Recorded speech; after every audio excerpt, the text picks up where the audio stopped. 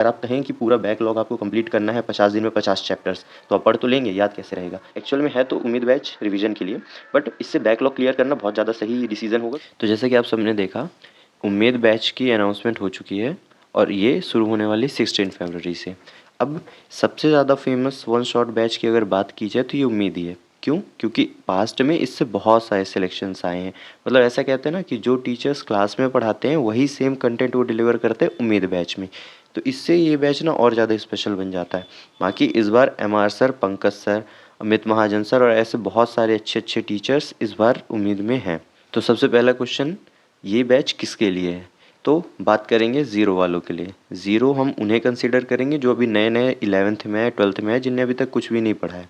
बाकी वो लोग जिनने पहले थोड़ा बहुत पढ़ रखा है, बैकलॉग है, या जिनका फर्स्ट और दूसरा ड्रॉप है, कोई भी ड्रॉप है, उन्हें हम ज़ीरो में कंसिडर नहीं करेंगे। तो ये ज़ीरो वालों के लिए बिल्कुल भी नहीं। फिर आते हैं वो लोग जिनके बैकलॉग्स हैं। अब वो लोग ना जो दूसरे बैच से पहले से बैकलॉग क्लियर कर रहे हैं, तो वो आप उससे आप कंटिन्यू कर सकते हैं, वो आप पे डिपेंड करता है, वहाँ से करिए यहाँ से करिए, सेम ही बात है। फिर वो लोग ना जिनका बस रिवीजन बचा हुआ है, जो सोच रहे हैं रिवीजन के लिए देख लें, चैप्टर कंप्लीट है, तो आप देख भी सकते हैं। बट मैं क्या कहूँगा ना कि आप लेक्चर देखने की बजाय ना आप क्वेश्चन प्रैक्टिस में उतना ही टाइम इन्वेस्ट करिए, वो आपके लिए ज़्यादा सही हो। क्योंकि चैप्टर तो आपने ऑलरेडी पढ़ लिया है ना, और उसमें भी जो टीचर्स हैं वो PYQs ही कराएंगे। तो आपका अगर चैप्टर कंप्लीट है तो आप अपने से PYQs कर लीजिए। उसके बाद हम देखते हैं वो बच्चे ना जिनके बैकलॉग हैं, जिनको कुछ नहीं समझ में आ रहा है। मेजोरिटी यही हैं जिनको समझ नहीं आ रहा कहाँ से करें कहाँ से नहीं। तो ये उनके लिए लास्ट मौका है। इसके बाद कोई भी सीरीज़ या कुछ भी नहीं होगा कि आप बैकलॉग क्लियर करें। और अब उसके बाद इतना ज़्यादा टाइम भी नहीं बचेगा ना कि बैकलॉग, अगर एक दो चैप्टर है तो चलेगा, बट अगर बहुत सारे चैप्टर हैं तो फिर इतना ज़्यादा टाइम अब नहीं बचा है कि आप बैकलॉग क्लियर करते बैठेंगे, फिर रिवाइज करेंगे बार बार। तो हम आते हैं अब इसके कंटेंट पर। अब 6-7 घंटे में पूरा चैप्टर कवर कर दिया जाएगा, बहुत एफिशिएंट। मेन बात तो ये है ना, क्या वो 6-7 घंटे में हम पढ़ पा रहे हैं कि नहीं। सबसे पहले तो ये हमें सोचना बंद करना पड़ेगा कि सिर्फ एक लेक्चर इनफ है नीट क्रैक करने के लिए, बिल्कुल भी नहीं है। आप मार्क्स ला सकते हैं बट सिलेक्शन नहीं होगा।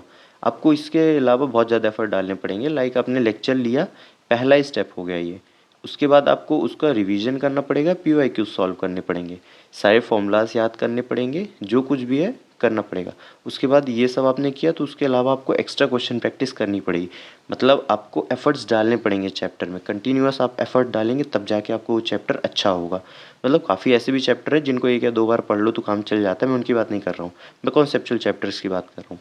फिर वो लोग ना जिनको लगता है कि बेसिक से नहीं करा रहे हैं, खास करके फिजिक्स में, तो होता क्या है ना कि हम जब 11 से पढ़ते हैं ना, तो ऐसे छोटी मोटी चीज़ें जैसे लॉग एंटी लॉग, ये ग्राफ वगैरह, वो सब हमें शुरू पढ़ा दिया जाता है। और मैकेनिक्स में हमें मेजर पार्ट पढ़ा दिया जाता है जिनको हम बेसिक कंसिडर करते हैं, ठीक है, वो हमें करा दिया जाता है। फिर जब हम 12th के चैप्टर्स करते हैं ना, तो वो टीचर उतना टाइम उसमें इन्वेस्ट नहीं करते, लेक्चर बहुत ज़्यादा बड़ा हो जाएगा। तो आपको चाहिए कि आपको ना वो एकदम बेसिक से करना है। एवरी चीज़ आपको 12th की समझ में है तो उससे पहले आपको 11th की फिजिक्स पूरी करनी पड़ेगी।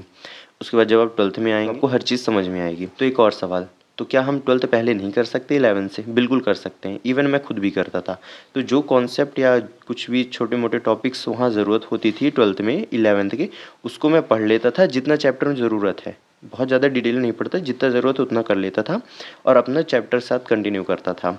बट कुछ लोग होते हैं ना जिनको सेटिस्फेक्शन नहीं मिलता चैप्टर कंप्लीट करने का, तो उनके लिए मैं बता दूं, सेटिस्फेक्शन इंपॉर्टेंट नहीं है ना। आपको किसी भी चैप्टर में PhD नहीं करनी है। आपको जितने भी लिमिटेड टॉपिक है, उससे आने वाले लिमिटेड क्वेश्चन है, उसको आपको अच्छे से करना है बस। के बाद अगर आपने एमआर सर का क्रैश कोर्स पढ़ा है, उसमें भी एमआर सर ने बहुत अच्छा पढ़ा है।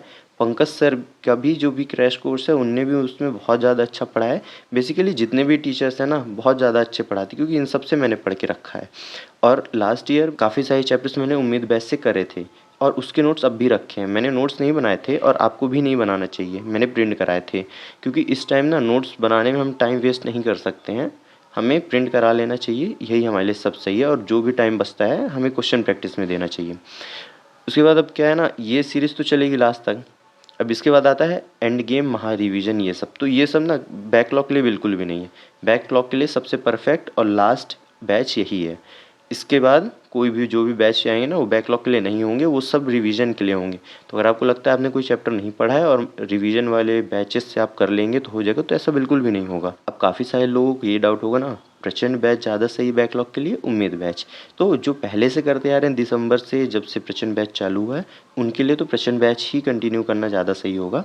कोई ज़रूरत नहीं है स्विच करने की, दोनों में इनफ कंटेंट है। ठीक है।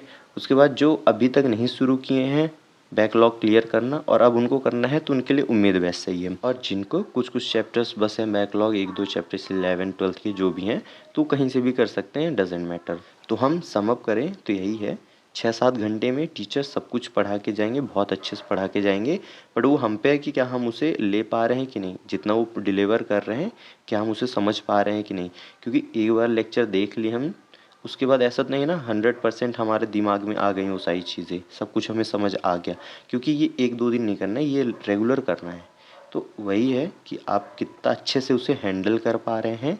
क्योंकि वैसे तो उम्मीद बैच है रिवीजन के लिए, ऑब्वियस सी बात है ना। अगर आप कहें कि पूरा बैकलॉग आपको कंप्लीट करना है 50 दिन में 50 चैप्टर्स, तो आप पढ़ तो लेंगे, याद कैसे रहेगा। इसलिए एक्चुअल में है तो उम्मीद बैच रिवीजन के लिए, बट इससे बैकलॉग क्लियर करना बहुत ज़्यादा सही डिसीजन होगा, क्योंकि बैकलॉग भी कुछ चैप्टर्स के, बट जो पूरा ही क्लियर करना चाहते हैं उनके लिए बहुत ज़्यादा डिफिकल्ट होने वाला है। उनके लिए कहीं से भी पढ़ना डिफिकल्ट होने वाला है, तो उन्हें देखना पड़ेगा। बाकी काफ़ी सारे लोग सोच रहे होंगे कि उम्मीद बैच का कंटेंट सब बोलते हैं इतना प्रीमियम प्रीमियम, तो फ्री में क्यों मिल रहा है। तो ज्ञान फ्री का मिल रहा है, मेहनत अपनी खुद की करनी पड़ेगी। और अब सबको पता है कंटेंट हमें फ्री में मिल जाता है, स्टिल हम नहीं पढ़ पाते हैं। अब के टाइम में ऐसा है ना कि एवरीवेयर आपको कंटेंट मिल जाएगा, टेस्ट सीरीज़, जो भी स्टडी मटेरियल है, आपका बैचेस, सब कुछ आपको मिल जाएगा। बट अब वही, कौन अच्छा खासा हार्डवर्क कर पा रहा है, कौन अच्छे से पढ़ पा रहा है, उसी का ही सिलेक्शन होगा। तो इसको लेकर आपके कोई भी डाउट हो तो प्लीज़ कमेंट सेक्शन में बताइए। आज की वीडियो के लिए इतना ही, थैंक यू।